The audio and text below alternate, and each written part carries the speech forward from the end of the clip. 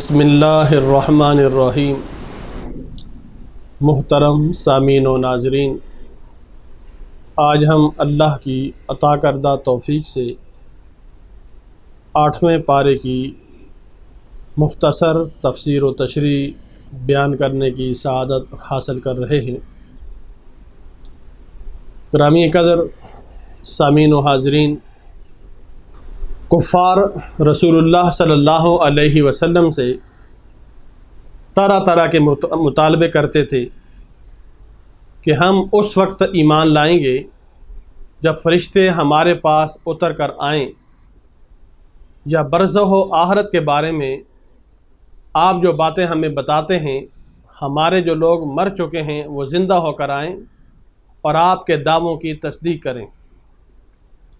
قرآن کریم نے بتایا کہ ان کی یہ ساری باتیں جہالت پر مبنی اور انکار حق کے لیے محض بہانے بازیاں ہیں۔ آیت نمبر 112 میں رسول اللہ صلی اللہ علیہ وسلم کو تسلی دیتے ہوئے فرمایا، اور اسی طرح ہم نے ہر نبی کے لیے شیطان انسانوں اور جنوں کو دشمن بنایا، جو لوگوں کو دھوکے میں ڈالنے کے لیے ایک دوسرے کو خوشنما باتیں القاء کرتے ہیں۔ مزید فرمایا کہ وہ یہ اس لیے کرتے ہیں تاکہ منکرین آخرت کے دلوں کو اپنی طرف مائل کریں۔ آیت نمبر 117 اور 118 میں فرمایا کہ جس حلال جانور پر ذبح کے وقت اللہ کا نام لیا گیا ہو اسے کھاؤ۔ محرمات کو تمہارے لیے تفصیل سے بیان کر دیا گیا، صرف حالت اضطرار میں بقدر بقائے حیات ان سے استفادے کی اجازت ہے۔ مزید فرمایا جس ذبیحے پر اللہ کا نام نہ لیا گیا ہو اسے نہ کھاؤ۔ آیت نمبر 120 میں فرمایا کہ گناہ کھل کر ہو یا چھپ کر بہر صورت گناہ ہے اور ترک کرنا ہے، اور جو گناہ کرے گا اس کی سزا پائے گا۔ آیت نمبر 122 میں فرمایا کہ کیا وہ شخص جو گمراہی کے بعد ہدایت پا گیا اور قرآن کی ہدایت کی روشنی میں آگے بڑھ رہا ہو، اور وہ جو مسلسل گمراہی میں ہو، برابر ہو سکتے ہیں؟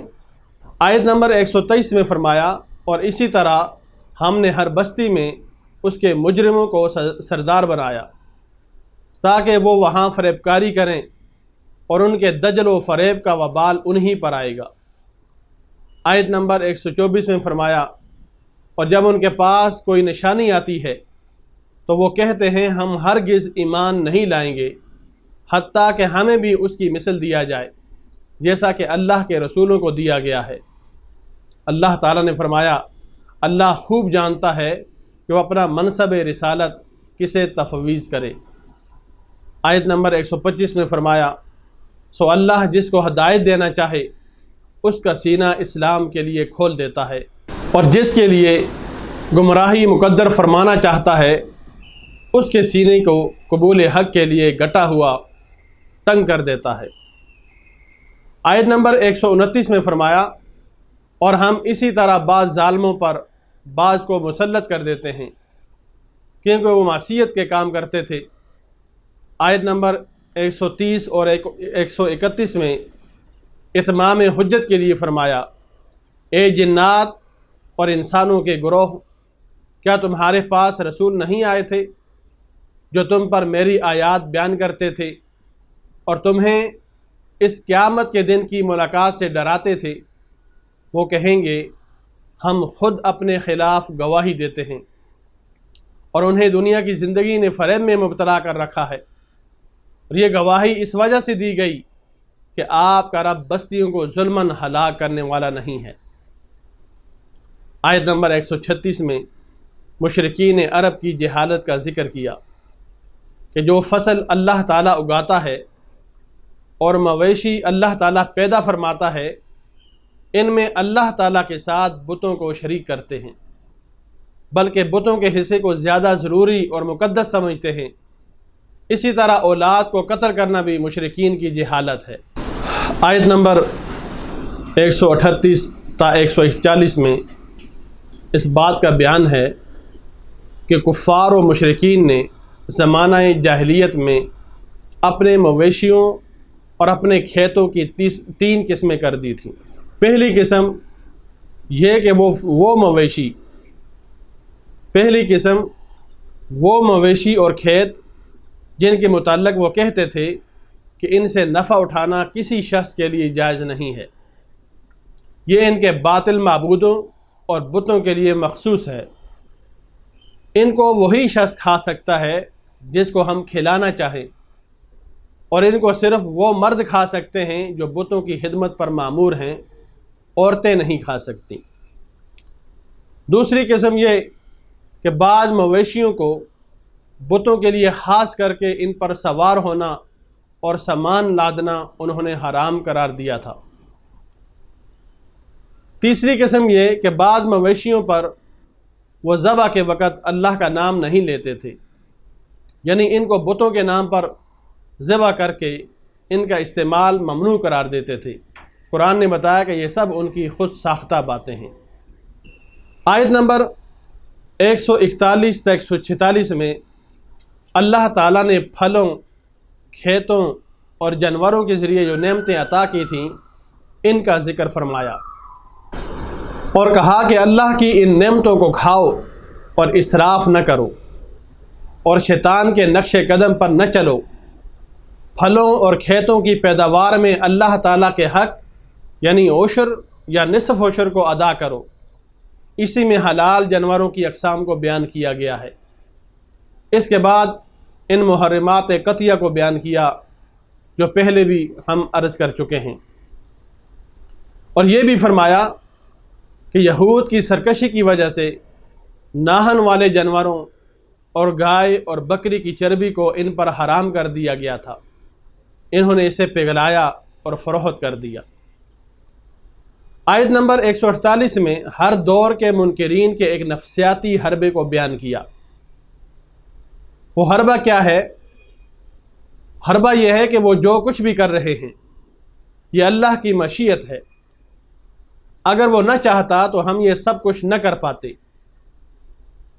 گرامی قدر سامعین محترم، در حقیقت بات یہ ہے کہ اللہ کی مشیت اور ہے اور اس کی رضا اور ہے۔ مثلا مجرم کو سزا دینا اس کی مشیت ہے، لیکن اس کی رضا اس میں ہے کہ کوئی اس کی نافرمانی نہ کرے۔ اگر سب کو جبری طور پر اطاعت کے راستے پر ڈالنا اللہ تعالیٰ کی مشیت ہوتی تو کسی کی مجال نہ تھی کہ اس کی حکم عدولی کرے۔ آیت نمبر 151 تا 160 میں فرمایا کہ اللہ کے ساتھ کسی کو شریک نہ ٹھہراؤ۔ آیت نمبر 151 تا 160 میں اللہ تبارک و تعالیٰ نے 9 احکام شرعیہ کو بیان فرمایا۔ ان میں سے پہلا حکم یہ ہے کہ اللہ کے ساتھ کسی کو شریک نہ ٹھہراؤ۔ دوسرا حکم اللہ نے یہ بیان فرمایا کہ والدین کے ساتھ حسن سلوک کرو۔ تیسرا حکم اللہ نے یہ فرمایا کہ تنگ دستی کے خوف سے اولاد کو قتل نہ کرو۔ چوتھا حکم اللہ نے یہ دیا کہ ظاہر و مستور فحاشی سے اجتناب کرو۔ پانچواں حکم اللہ تبارک و تعالیٰ کا یہ ہے کہ قتل نہ حق نہ کرو۔ چھٹا حکم اللہ تبارک و تعالیٰ نے یہ ارشاد فرمایا کہ یتیم کا مال ناجائز طریقے سے نہ کھاؤ۔ ساتواں حکم اللہ تبارک و تعالیٰ نے یہ دیا کہ لین دین میں ناب تول پورا کرو۔ آٹھواں حکم اللہ تبارک و تعالیٰ کی طرف سے یہ ہے کہ بلا تمیز سب کے ساتھ انصاف کرو۔ اور نواں حکم اللہ تبارک و تعالیٰ نے یہ دیا کہ اللہ سے کیے گئے عہد کی پاسداری کرو۔ گرامی قدر سامعین محترم، چونکہ یہ 9 احکام شرعیہ ہی دین اسلام کی تعلیمات کا خلاصہ اور لب لباب ہیں، اور باقی تمام شرعی احکام انہی پر منحصر ہیں۔ اس لیے فرمایا یہی سیدھا راستہ ہے، فرقہ بندی چھوڑ کر اس کی پیروی کرو اور کتاب الہی کے احکام کو ملحوظ رکھو۔ فرمایا یہ لوگ ایمان لانے کے لیے نشانیاں طلب کرتے ہیں کہ ان کے پاس فرشتے آئیں یا اللہ تبارک و تعالیٰ خود آئے یا اس کی کوئی نشانی آئے، قرآن نے بتایا کہ جس دن عالم غیب کی نشانیاں آ جائیں گی تو پھر ان منکرین کے لیے ایمان لانا بھی نفع بخش نہیں ہوگا۔ یہ بھی فرمایا کہ اے رسول صلی اللہ علیہ وسلم، جنہوں نے دین کو فرقوں میں بانٹ دیا، آپ کا ان سے کوئی تعلق نہیں ہے۔ گرامی قدر سامعین محترم، آیت نمبر 162 میں حقیقت ایمان اور روح ایمان اور مسلمان کے مقصد حیات کو بیان کرتے ہوئے فرمایا، اے رسول صلی اللہ علیہ وسلم، کہہ دیجئے کہ میری نماز، میری قربانی، میری زندگی اور میری موت سب اللہ رب العالمین کے لیے ہے، اس کا کوئی شریک نہیں، اور مجھے یہی حکم دیا گیا ہے، اور میں سب سے پہلا مسلمان ہوں۔ کفار آپ صلی اللہ علیہ وسلم سے بار بار کہتے کہ آپ ہمارا دین قبول کر لیجئے، ہم اس بات کے ذمہ دار ہیں کہ دنیا و آخرت میں آپ کو کوئی غضن نہیں پہنچے گی۔ اللہ تعالیٰ نے ارشاد فرمایا کہ آپ فرمائیے کہ میں اللہ کے سوا کوئی اور رب تلاش کروں، حالانکہ وہ ہر چیز کا رب ہے، اور ہر شخص جو کچھ بھی کرتا ہے اس کا وہی ذمہ دار ہے، اور کوئی بوجھ اٹھانے والا کسی دوسرے کا بوجھ نہیں اٹھائے گا۔ آیت نمبر 165 میں اللہ تعالیٰ نے یہ فرمایا کہ درجات و مراتب میں فرق صرف آزمائش کے لیے ہے کہ کون مال و رزق کی فراوانی کے باوجود اللہ تعالیٰ کی فرما برداری کرتا ہے، اور کون دولت کے نشے میں اللہ تعالیٰ کے احکام کو بلا دیتا ہے۔ اللہ تعالیٰ جلد حساب لینے والا بھی ہے اور بخشش و مغفرت فرمانے والا بھی ہے۔ گرامی قدر سامعین محترم، اب یہاں سے سورہ اعراف کی مختصر تفسیر و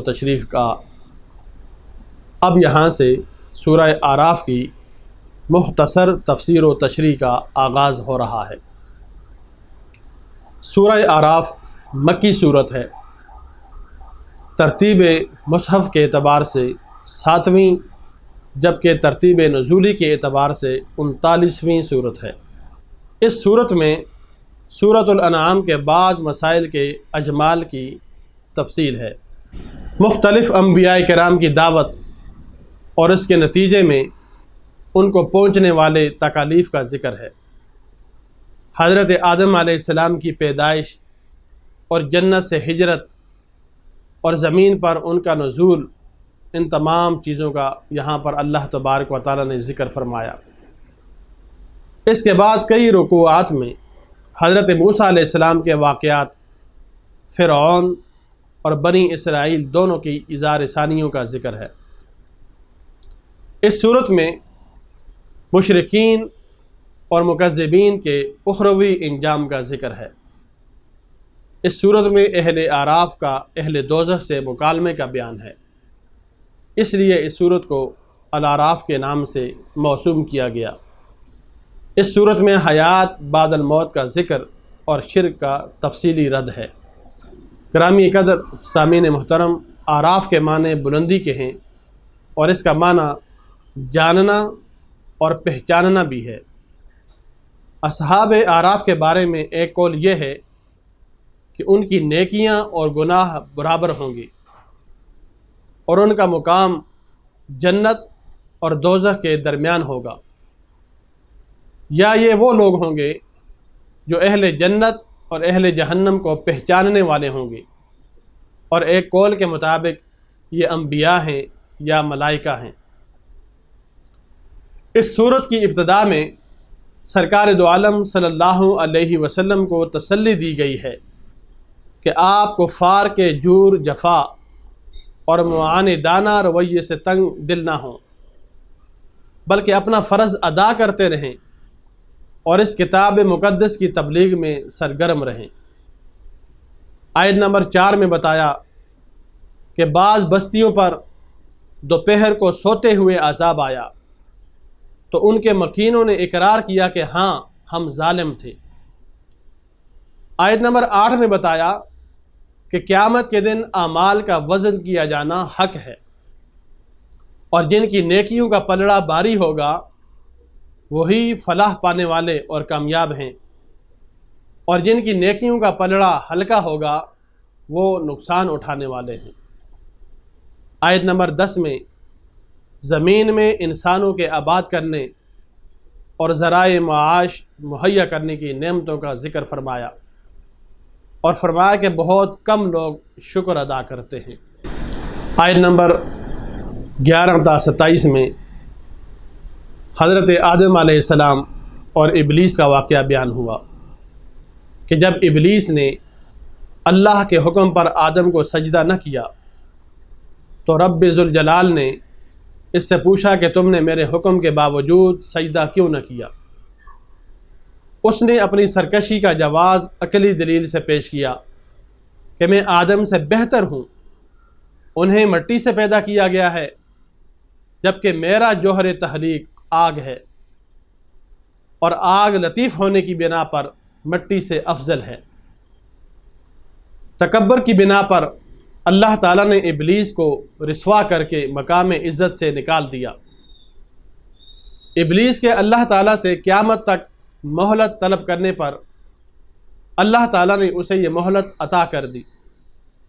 اس پر اس نے کہا کہ میں صراط مستقیم پر گھات لگا کر بیٹھ جاؤں گا اور بنی آدم کو دائیں بائیں آگے پیچھے حتیٰ کہ ہر جانب سے گمراہ کروں گا۔ اللہ نے فرمایا کہ تمہارے پیروکار جہنم میں جائیں گے۔ اللہ تعالیٰ نے آدم و حوا علیہم السلام کو جنت میں داخل کیا اور انہیں خاص درخت کے قریب جانے سے منع فرمایا۔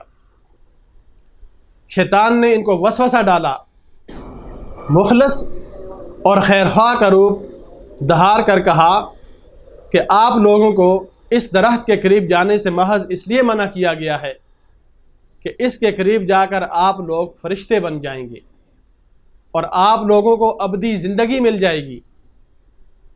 اس نے قسمیں کھا کر اپنی خیرخواہی کا یقین دلایا، پھر ان سے اجتہادی خطا ہوئی اور اس درخت کو چکھنے سے ان کی شرمگاہیں ظاہر ہوئیں، اور وہ درختوں کے پتوں سے اپنے سطر کو ڈھانپنے لگے، یہاں تک کہ قرآن نے یہ بھی بتایا کہ شیطان کا مقصد ان کے سطر کو بے حجاب کرنا تھا۔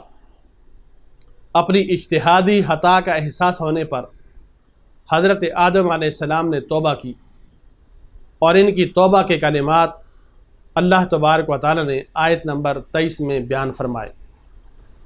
اس کے بعد پھر اللہ تبارک و تعالی نے انہیں جنت سے زمین پر اتارا اور فرمایا ایک مقررہ مدت تک تمہیں یہاں رہنا ہے۔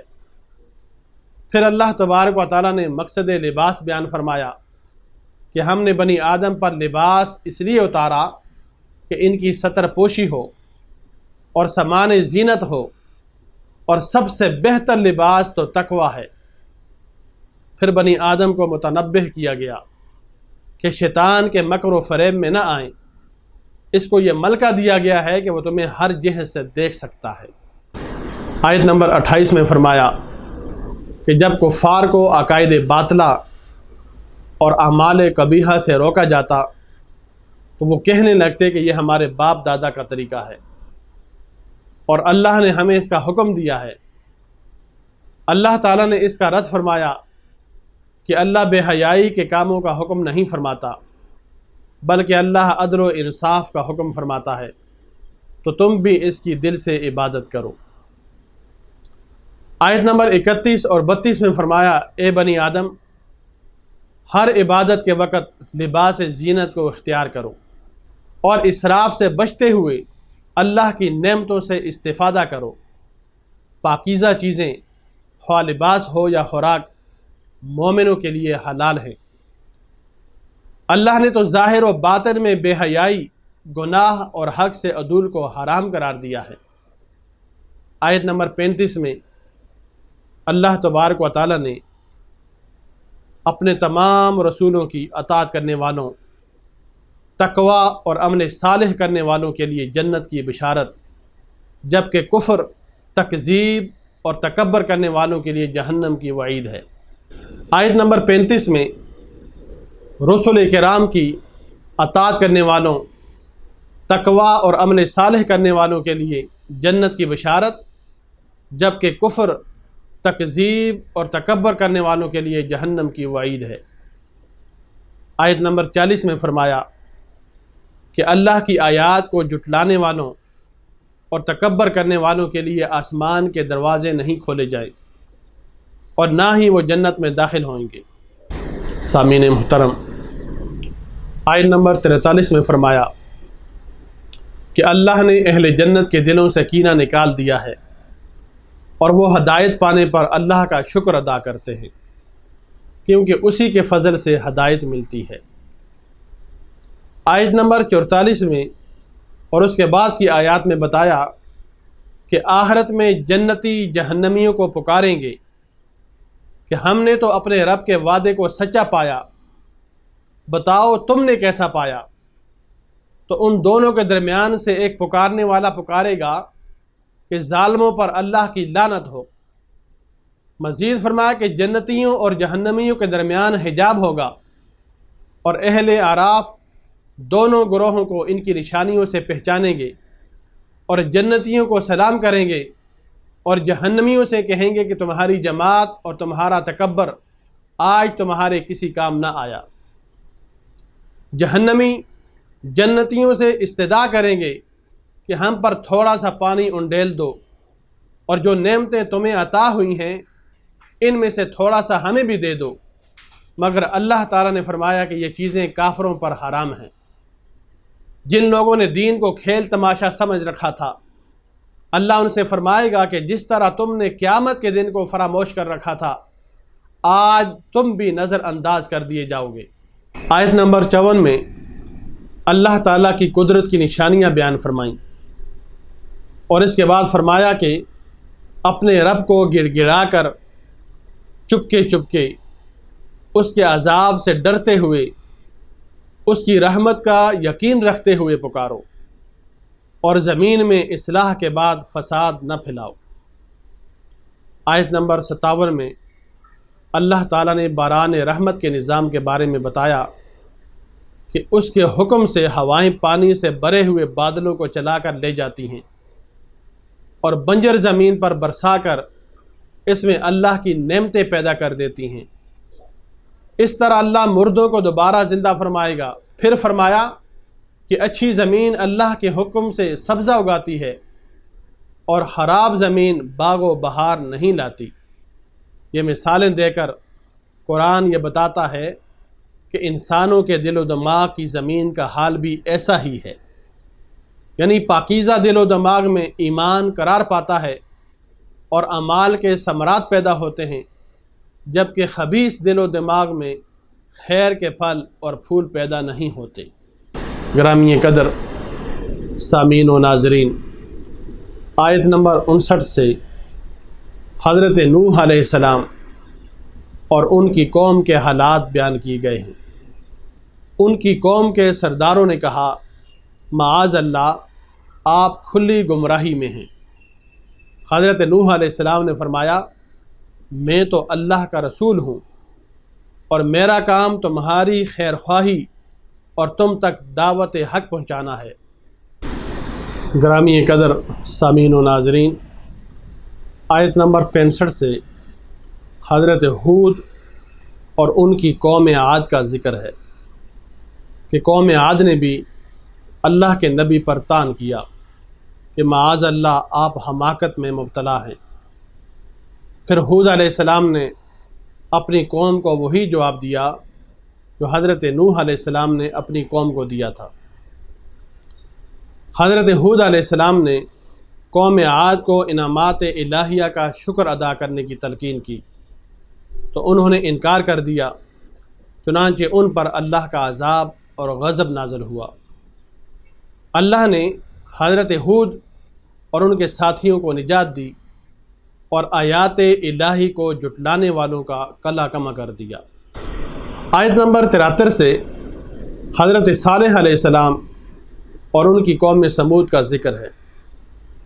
قوم سمود کے مطالبے پر اللہ تعالیٰ نے حضرت صالح علیہ السلام کے معجزے کے طور پر چٹان سے حاملہ اونٹنی کو پیدا کیا اور انہیں حکم دیا کہ اسے چرنے کے لیے آزاد چھوڑ دیا جائے۔ قوم سمود کے لوگ بڑے طاقتور تھے اور یہ نرم زمین میں محلات بناتے اور پہاڑوں کو تراش کر ان میں گھر بناتے تھے۔ گویا ان کو اپنی طاقت پر ناز تھا۔ پھر قوم سمود نے اللہ کے حکم کی نافرمانی کی اور اونٹنی کی کونچیں کاٹ دیں۔ اللہ تعالیٰ نے ان کی اس سرکشی کی سزا اس طرح دی کہ ان پر رات کو زلزلے کا عذاب آیا اور صبح کو اپنے گھروں میں اوندے منہ پڑے رہ گئے۔ گرامی قدر سامعین و ناظرین، آیت نمبر 80 سے حضرت لوط اور ان کی قوم کا ذکر ہے کہ وہ بے حیائی میں اپنے زمانے کے سب لوگوں پر سبقت لے گئے۔ وہ اپنی جنسی خواہش کو غیر فطری طریقے سے پورا کرتے تھے، اور جب اللہ کے نبی عذاب کا ڈر سناتے تو وہ اسے مذاق سمجھتے۔ بالآخر اللہ تعالیٰ نے ان پر عذاب نازل کیا، آسمان سے پتھر برسائے اور اس طرح ان کا نام و نشان مٹا دیا گیا، یہاں تک کہ حضرت لوط علیہ السلام کی وہ بیوی جو قوم لوط کی ہم خیال تھی وہ بھی عذاب سے نہ بچ سکی۔ صرف حضرت لوط علیہ السلام اور ان کے ساتھ قبیلے کے چند نیکوکار لوگ ہی محفوظ رہے۔ گرامی قدر سامعین و ناظرین، آیت نمبر 85 سے حضرت شعیب علیہ السلام اور ان کی قوم اہل مدین کا ذکر ہے۔ قرآن نے بیان کیا کہ ان کی ناپاک خصلتیں یہ تھیں کہ وہ ناپ تول میں ڈنڈی مارتے اور دوسروں کو چیزیں کم تول کر دیتے تھے، اور راستے میں بیٹھ کر اہل ایمان کو ڈراتے اور انہیں راہ راست سے روکتے۔ انہیں بھی کہا گیا کہ فساد فی الارض سے باز آ جاؤ اور اپنے سے پہلی سرکش امتوں کا انجام دیکھ لو۔ گرامی قدر سامعین و ناظرین، اللہ کی عطا کردہ توفیق سے آج 8ویں پارے کی مختصر تفسیر و تشریح اپنے اختتام کو پہنچی۔ بارگاہ رب العزت میں التجا ہے کہ مولا کریم مجھے اور آپ کو کما حق ہو ان تعلیمات پر عمل پیرا ہونے کی توفیق نصیب فرمائے، آمین۔